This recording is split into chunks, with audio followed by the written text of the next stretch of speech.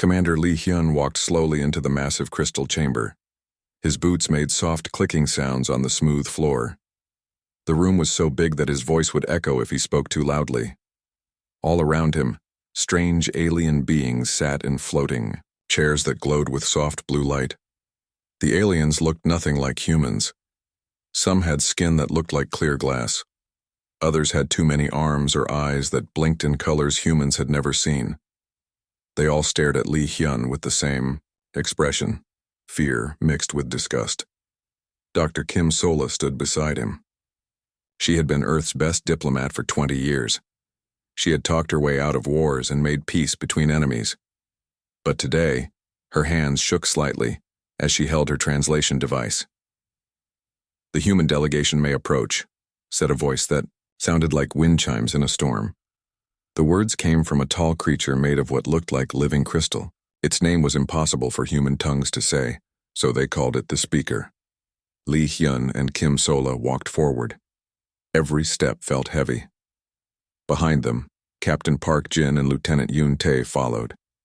They were the only 4 humans allowed in this place. The only 4 humans who would speak for all of Earth. The speaker raised one of its crystal arms. Suddenly, the air above them filled with moving pictures. Images of Earth appeared. Cities burning, soldiers fighting, bombs exploding. The pictures showed every war humans had ever fought. Every mistake they had made. "This is what you are," the speaker said.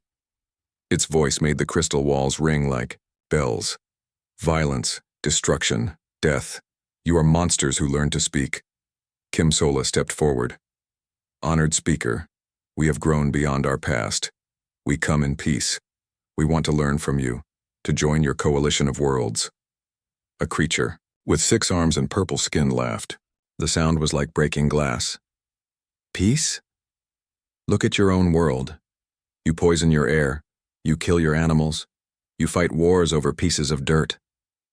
"That was long ago," Kim Sola said. "We have changed. We have learned." "Have you?" The speaker touched something in the air. New pictures appeared. These showed Earth as it was now, cleaner, quieter, but still scarred from old wounds. "Your weapons still exist. Your armies still train. Your hearts still beat with the rhythm of war." Captain Park Jin wanted to speak, but Lee Hyun held up his hand. This was not the time for a soldier's words. "We keep our defenses because the universe is dangerous," Kim Sola explained. "But we use them only to protect, never to attack." "Protect?" Another alien spoke. This one looked like a tree, made of silver metal. "You protect by threatening. You make peace by preparing for war. This is the thinking of savages." The words hit the humans like slaps. Lee Hyun felt his face grow hot with anger, but he forced himself to stay calm. Getting angry would only prove their point. "Every species has dark chapters in their history," Kim Sola said. "Surely you understand that people can change, can grow beyond their mistakes." "Not all species," the speaker replied. "Some are born broken. Some carry violence in their very bones. We have studied you for 3 years since you sent your first message to the stars. We have watched your movies, read your books, learned your languages. Everything you make is about conflict. Your heroes are warriors. Your stories are about fighting. Because we know the cost of peace." Lee Hyun finally spoke. "We value it, because we remember what it's like to lose it." The chamber fell silent. Hundreds of alien eyes stared at the human commander. Some of those eyes showed fear. Others showed something worse, pity. "You speak of peace, but your thoughts scream of war," said a creature that looked like a floating jellyfish made of light. "We can sense the violence in your minds. It radiates from you like heat from fire." Lieutenant Yoon Tae, the youngest of the humans, couldn't stay quiet anymore. "If we're so dangerous, why haven't we attacked you? We've known about your worlds. For 3 years. We could have built weapons, gathered armies. Instead, we sent diplomats." The speaker turned its crystal head toward her. "Because you are outnumbered. Because you are weak. Because you know you would lose." The judgment came swift and final. The coalition had made its decision before the humans ever entered the chamber. They had called this meeting not to listen, but to deliver their sentence. Humanity will remain confined to its home system, the speaker announced. No human ship will be permitted beyond the edge of your solar system. Any attempt at expansion will be met with force. You are too dangerous for civilized space. Kim Sola tried one last time. Please, give us a chance to prove ourselves. Let us show you that we can be better. You have shown us enough, the speaker said. You are monsters who dream of being angels. But dreams do not change nature. The aliens began to leave the chamber. Their floating chairs carried them away like boats on an invisible sea. Soon, only the 4 humans remained in the vast empty space. Captain Park Jin broke the silence. Monsters, he said quietly. They think they know what monsters look like. He stared at the crystal walls that had witnessed their failure. They have no idea what real monsters can do. 3 years had passed since the Coalition locked humanity inside their own solar system. Admiral Choi Mina sat in her command chair on the Earth Defense Station, watching the stars through the massive window. The view never changed. The same stars, the same emptiness, the same invisible wall that kept humans trapped like animals in a cage. Admiral, called Lieutenant Yoon Tae from her station. We're getting something strange from the deep space sensors. Choi Mina turned in her chair. What kind of strange? Energy readings from the edge of the galaxy. Big ones. Really big. Yoon Tae's fingers moved quickly over her controls. I've never seen numbers like this before. The main screen filled with data. Waves of energy rolled across the display like ocean tides, but these tides were made of raw power that could burn planets to ash. How far away? Choi Mina asked. 200 light-years from the nearest Coalition world, Yoon Tae replied. But Admiral, they're moving fast. Really fast. Dr. Lim Sol ran into the command center. Her lab coat was wrinkled and her hair was messy. She had been working for 3 days straight. Admiral, you need to see this. The energy signatures, they're not natural. What do you mean? Choi Mina stood up. Something made them. Something huge. Lim Sol's hands shook as she held up her tablet. The patterns are too organized. Too perfect. This is technology, but not like anything we've ever seen. On the screen, the energy waves grew stronger. They moved through space like a hungry mouth swallowing everything in their path. Captain Han Wu's voice crackled over the radio from his patrol ship. Earth Control, are you seeing this? The Coalition emergency channels are going crazy. Something's attacking their outer worlds. Choi Mina felt ice in her stomach. Put it on speaker. The sounds that came through were not words at first. Just screams and static. Then slowly voices emerged from the chaos. Alien voices speaking in their strange languages. But the fear was the same in any tongue. Mayday. Mayday. The Kalith colony is gone. Completely gone. They came from nowhere. Ships like geometric nightmares. Nothing stops them. The entire planet. Just metal now. All of it metal. Lieutenant Park Da worked frantically at the communications station. Admiral, I'm picking up Coalition military channels. Their fleets are being destroyed. World after world is going dark. The main screen changed. Satellite images appeared from Coalition space. What they showed made everyone in the command center go silent. Where green worlds had once orbited their suns, now only gray metal balls remained. The attackers had not destroyed the planets, they had changed them. Turned living worlds into dead machines. My God, whispered Dr. Lim Sol. They're converting matter. Turning everything into themselves. More reports flooded in. The Vorthak crystal cities had become twisted metal sculptures. The peaceful Kalith garden worlds were now factories producing more of the attackers. Each conquered world made the enemy stronger. They're called harvesters, said Captain Nam Jun, his voice tight with fear as he read from the Coalition channels. Self-replicating machines. They consume worlds and use the matter to build more of themselves. Admiral Choi Mina watched the horror unfold on her screens. The same aliens who had called humans monsters were dying by the millions. Their peaceful fleets, designed for exploration and trade, shattered like glass against the mechanical invaders. How? Many coalition worlds have fallen, she asked. 17 in the last week, Yuntai replied. The number keeps growing. The coalition had ruled the galaxy for thousands of years through peace and cooperation. They had no armies, no weapons of war, no understanding of total destruction. They were lambs facing wolves made of steel. Admiral, Park Daw called out, her voice strange. There's a transmission coming in on all frequencies. It's from the Coalition Emergency Council. Put it through.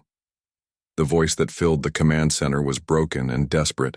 It belonged to the same speaker who had judged humanity 3 years ago. But now the crystal being's words came out cracked and weak. To all species capable of military action, we require assistance. The harvester threat exceeds our defensive capabilities. Any civilizations with combat experience, please respond. The transmission cut to static, then it repeated. The same desperate plea, over and over. Captain Hanwu's voice came through the radio again. Admiral, did they just ask for help? The same aliens who locked us up are asking us to fight for them? Choi Mina stared at the screen showing the advancing wave of mechanical death. The harvesters moved like a plague across the galaxy, turning everything they touched into more copies of themselves. They showed no mercy, made no deals, offered no surrender. They were the perfect enemy, one that could not be reasoned with or bought off. Sir, Lieutenant Yuntai said quietly, what do we do? Admiral Choi Mina thought about the crystal chamber where humans had been called monsters. She thought about the fear in alien eyes and the disgust in their voices. They had built walls to keep humanity out, afraid of what humans might do to their perfect, peaceful worlds. Now real monsters had come, monsters that made human wars look like children's games. Prep all combat fleets, she ordered. It's time to show them what monsters really look like. The first human fleet arrived at Kalith Prime like thunder in the darkness. Major Song Hai watched through her ship's window as the planet burned below. What had once been a world of floating gardens and crystal spires was now a twisted landscape of metal and fire. The harvesters had been busy. Look at that, whispered Private Seo Bin, pointing at the mechanical structures growing from the planet's surface like cancer. They're building more of themselves. Song Hee checked her weapon one last time. Not anymore, they're not. The coalition, observers on the human command ship watched in shock as the assault began. Where their own forces had tried to negotiate or find peaceful solutions, the humans simply attacked. No warnings, no attempts at communication, just pure calculated violence. Captain Namjoon's fighter squadron dove toward the planet like hawks hunting prey. The alien observers gasped as human pilots performed maneuvers that should have killed them. Ships spinning through debris fields, flying so close to explosions that their hull paint burned off, ramming into harvester constructs when their weapons ran empty. They're insane, said Kalith observer Veltar, his 6 arms trembling. They fight like they want to die. Admiral Li Kyung stood on the bridge of the flagship, watching the battle unfold on dozens of screens. They don't want to die, he said calmly. They want to win. Sometimes those things require the same sacrifice. Down on the planet's surface, Song Hai led her Marines through a nightmare of twisted metal corridors. The harvesters had turned the Kalith cities into processing centers. Everywhere they looked, machines worked to convert matter into more of themselves. Target the central nodes, Song Hai ordered. Don't worry about saving anything. If it moves and it's not human, kill it. The coalition had spent hours trying to understand harvester technology, hoping to find some way to communicate or negotiate. The humans simply blew it up and studied the pieces afterward. Dr. Lim Sol worked in a captured section of a harvester ship, her team cutting into alien machinery with tools that would have horrified the peaceful coalition scientists. Where they saw desecration of technology, she saw necessity. We need to think like them to beat them, she explained to the disturbed Vorthak scientist who watched her work.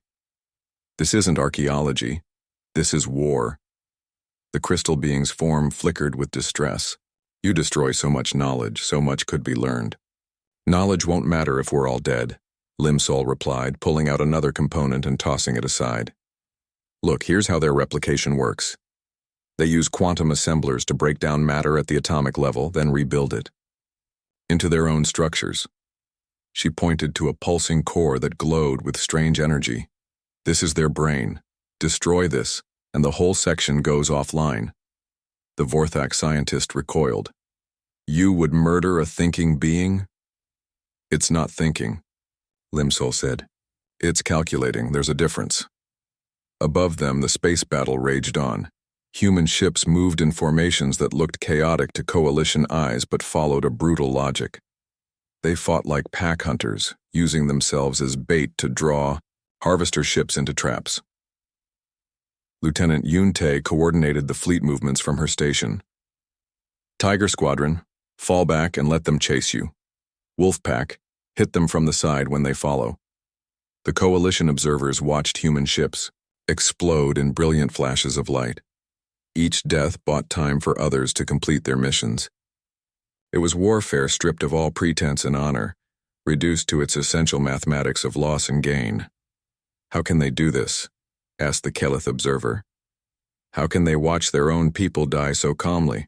Captain Park Jin answered without taking his eyes off the tactical display. Because we've done it before. Because we know that some things are worth dying for.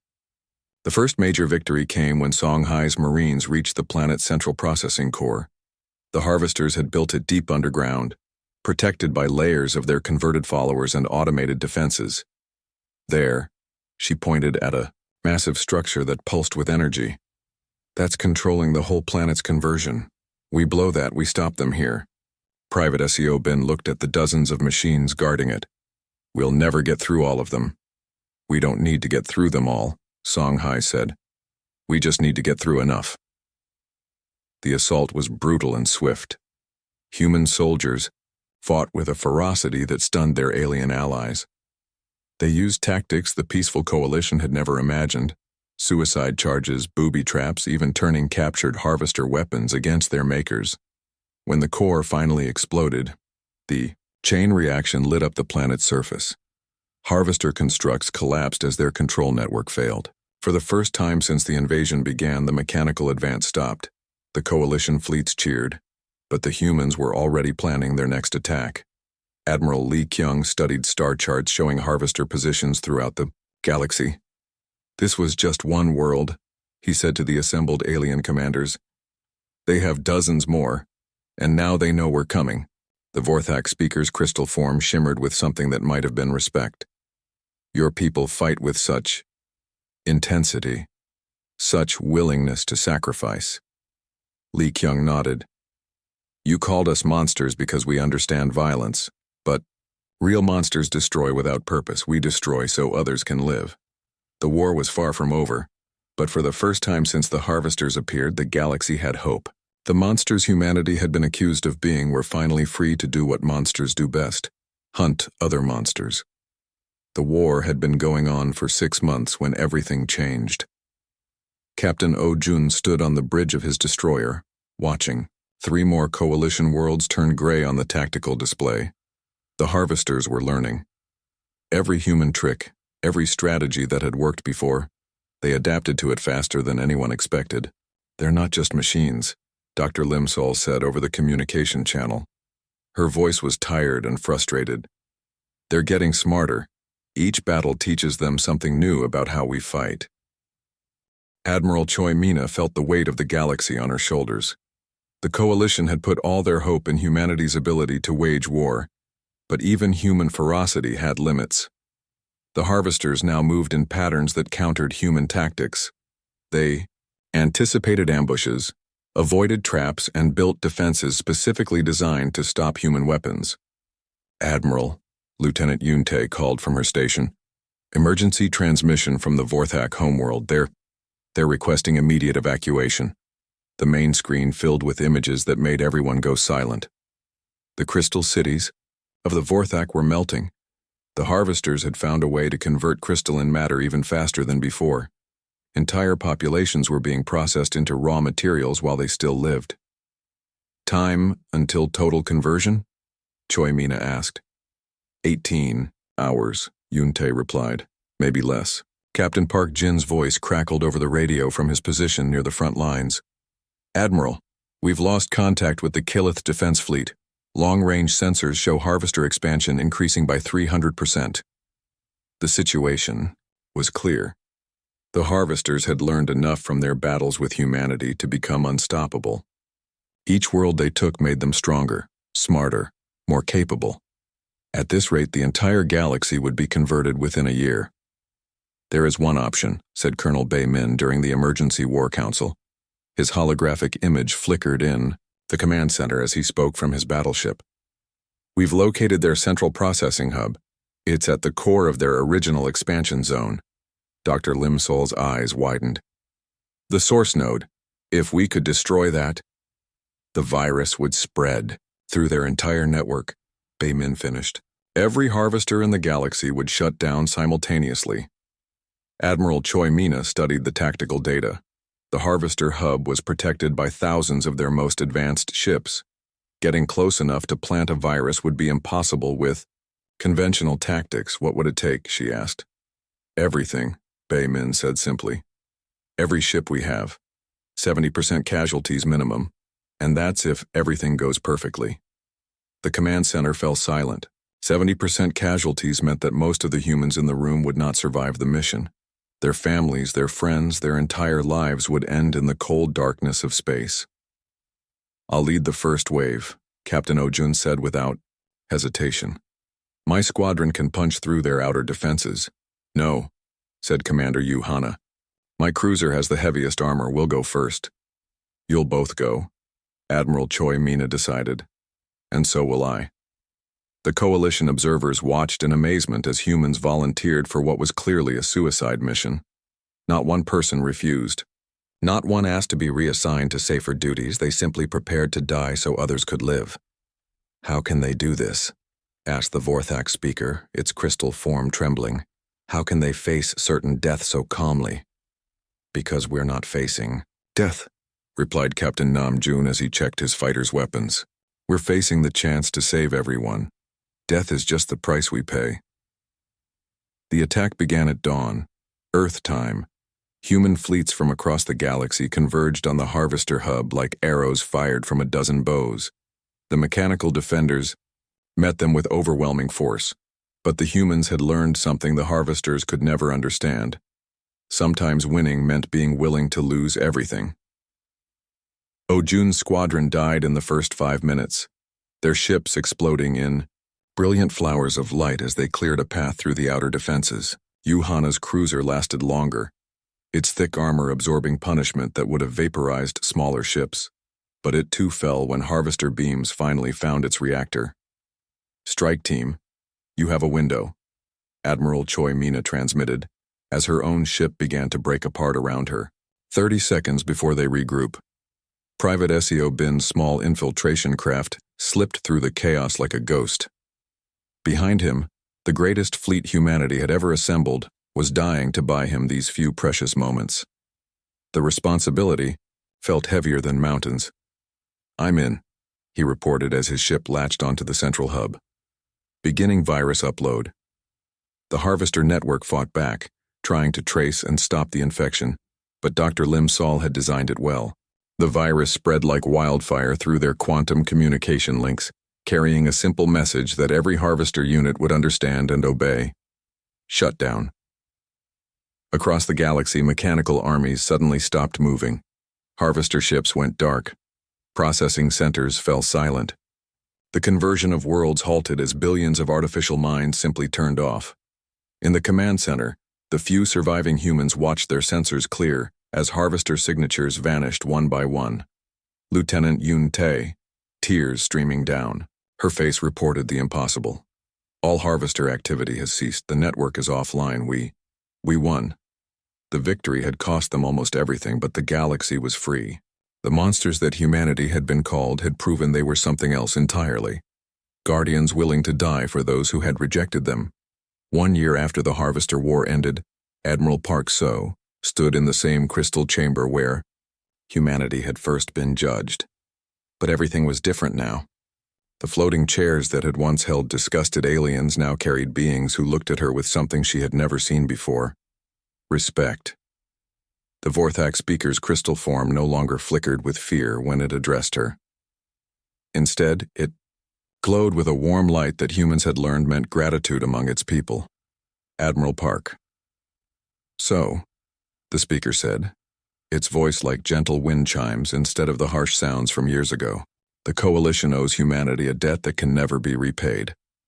Park So looked around the chamber. Where once hundreds of aliens had gathered to condemn her species, now only a few dozen remained.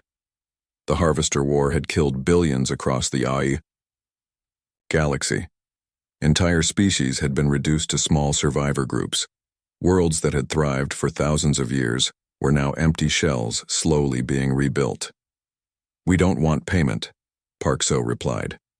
We want partnership. Dr. Cho Yun stood beside her, no longer the desperate diplomat trying to prove humanity's worth. Now she was an equal among equals, her words carrying the weight of a species that had saved the galaxy.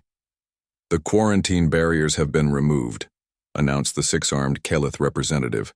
His purple skin was marked with scars from the war, but his voice was strong. Human ships are welcome in all Coalition space. Behind them, Captain Li Yu watched the proceedings with quiet satisfaction. His uniform was simple compared to the elaborate robes and crystalline formations of the alien delegates, but no one questioned his right to be there. Human military advisors now sat on every Coalition Defense Council. There is more, the speaker continued. The Coalition Security Council has voted unanimously. We request that humanity establish training centers on our worlds. Our people must learn what you have always known. And what is that? Park So asked. How to fight monsters. The irony was not lost on anyone in the chamber. The same species that had been called monsters for their capacity for violence were now being asked to teach that violence to others. But the war had changed everything. The galaxy had learned that peace was not the absence of conflict. It was the presence of those willing to fight for it. Lieutenant Kim Da, the youngest member of the human delegation, stepped forward with a data pad. We've prepared a curriculum, she said. Basic military tactics, weapons training, strategic thinking, but most importantly, we'll teach when to fight and when not to. The Kelith representative leaned forward in his floating chair. Our people have never held weapons. Many refuse to touch them even now. That's why we'll start slowly, Captain Li Yu explained. Self-defense first, protection of others second. Aggression only as a last resort. Dr. Cho Yun smiled. You see, the difference between monsters and guardians isn't the capacity for violence. It's the choice of when to use it. Over the following months, human training centers opened on dozens of Coalition worlds. Former soldiers became teachers, showing peaceful aliens how to hold weapons, how to think tactically, how to make the hard choices that survival sometimes demanded.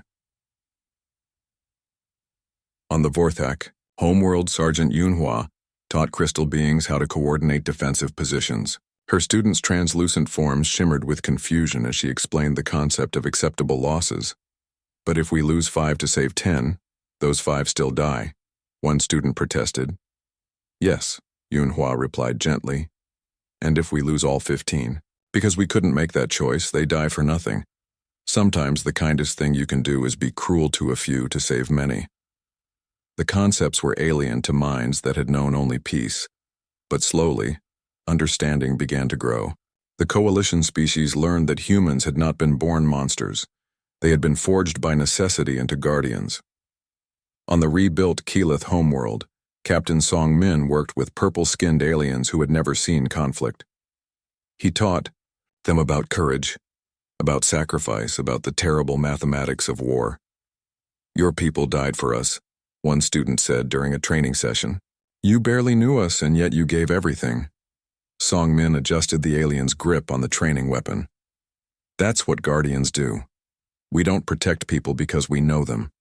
We protect them because they need protecting. The most profound changes came in the Coalition's approach to new species. Where once they had judged civilizations based on their peacefulness, now they looked for different qualities. The application forms that had once asked about diplomatic achievements now included questions about defensive capabilities and willingness to sacrifice for others. We were wrong, the Vorthak speaker admitted during one of the regular Human Coalition conferences. We thought peace meant the absence of warriors. Now we understand that true peace requires warriors who choose not to fight until they must. Admiral Park So nodded. You called us monsters because you had never needed monsters. But every civilization needs guardians, people willing to do terrible things so others don't have to. The galaxy had learned its lesson. In the rebuilt Coalition Council chambers, a new motto was carved into the walls in a dozen languages. Peace through strength, strength through sacrifice. Humanity had finally found its place among the stars, not as the monsters they had been called, but as the guardians they had always chosen to be. The species that had been rejected for their capacity for violence was now celebrated for their willingness to use it only when all else failed. The galaxy was safe, watched over by those who understood that sometimes the greatest act of love is the willingness to become what others fear, so they never have to.